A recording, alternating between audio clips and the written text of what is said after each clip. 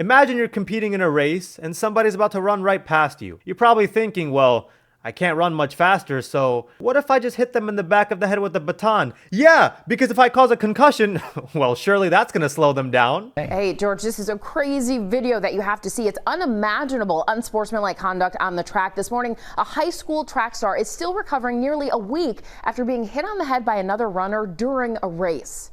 Watch again as you see the two sprinters running side by side as they round the corner with Kaelen on the outside. Just as Kaelen is passing the other runner, the athlete swings her baton, striking Kaelen. So that's not exactly what you expect during a race, right? You're probably thinking it's all about speed, stamina, and just having a friendly competition. But apparently, you also have to worry about people confusing the back of your head with a piñata. Now, this race actually took place a couple weeks ago, but the video of the girl getting hit in the back of the head has been gaining a lot of traction recently. And with all of those new eyes seeing this video, it also came with a lot of new backlash that the girl who did this wasn't expecting. So just recently, she got to sit down and do an interview where she gets to explain her side of the story. And she basically says, well, I kind of had to do this. Talk to me about how the race was going up into that incident. I was like, okay, I'm doing good. I only see one person in front of me. Then on the curve, she was so close to me that my baton kept hitting her. And it's either keep hitting her or fall into the metal railing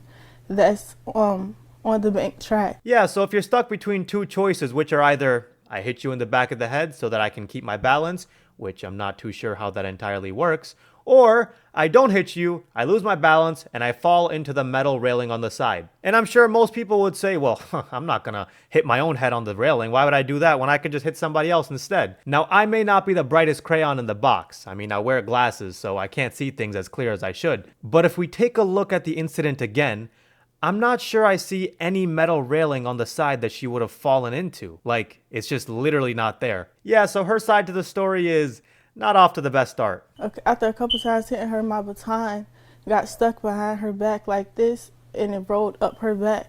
I lost my balance, and when I pumped my arms again, she got hit. So she was so close to me that she got hit when I was running. I feel like if this was a common problem, we'd be hearing about incidents like this all the time. Like every relay race would just be a highlight reel of people getting whacked in the back of the head like they're auditioning for the WWE. This whole situation reminds me of when Ron Artest elbowed James Harden as hard as he could and then claimed it was an accident because he was just celebrating too hard. Like you can literally see him following through with his elbow like he was trying to cave in James Harden's skull. And the same thing applies to this girl. When you're running in a race, you're swinging your arms forward. When the fuck have you ever seen somebody cock their hand back and then whack somebody in the back of the head as if that's a natural arm movement? They're going off of one angle. Like, from the video, it does look purposeful, but I know my intentions and I would never hit somebody on purpose. They're assuming my character, calling me ghetto, racist slurs, death threats, all of this just because of a 9-second video. Now, even though she's bringing out the tears and being very emotional here,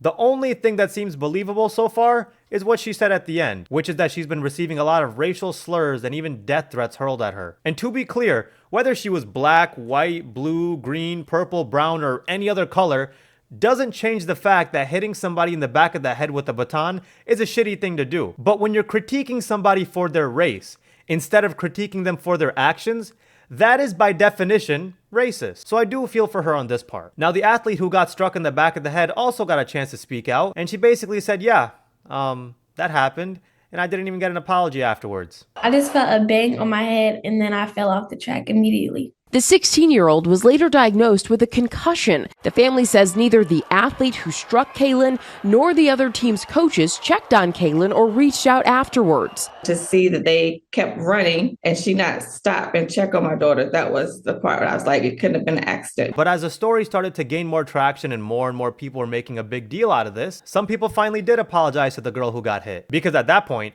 if you still didn't apologize, well, not only are you digging yourself deeper in the grave, you're basically handing out shovels to everyone so they can help you. Kaelen's parents say Norcom's athletic director and the girl's father apologized in a phone call, but they're still waiting for the opposing athlete and her coaches to reach out. We definitely want the coaches and a personal apology from the actual athlete as well, because it's only right. Turns out the girl who hit her, she actually does want to apologize. Strangely, only after this whole situation blew up and not after she actually hit her, but that's besides the point. Except there's a new problem. She can't even DM the girl to apologize to her because she got blocked by her on social media. The other family spoke with the news station in Roanoke asking for an apology from Alaila, something she wants to give, but she says the other athlete hasn't been receptive, blocking her on social media, and instead the Everett family was served with court papers. And now we have to go to a city 3 hours away that everybody hates our guts already. Yeah, the girl's parents didn't do a good job of making a case for themselves. Like, of all the things you could complain about, you're basically saying, do I really have to drive 3 hours to court? And this is also after they came to the conclusion that they don't even need to watch any video of what happened because they know their daughter would never do something like this. I didn't have to see your first video, second video, 10th video. I know 100% that she won't do this to nobody. Her parents outraged at the backlash. Yeah, when you're basically suggesting that you don't need to see the evidence because you already know the truth, it's never going to be a good look optically. It's like saying, I don't need to see the weather report today because I know it's not going to rain. Meanwhile, it's pouring outside and you're standing there without an umbrella going, shit. So yeah, now we're just going to have to wait for this court case to play out and see how this whole situation unfolds. Maybe she does get unblocked and she can finally issue an apology, or maybe the parents just never drive to court because it was too far. But that's pretty much all I got for now. Take care, everyone.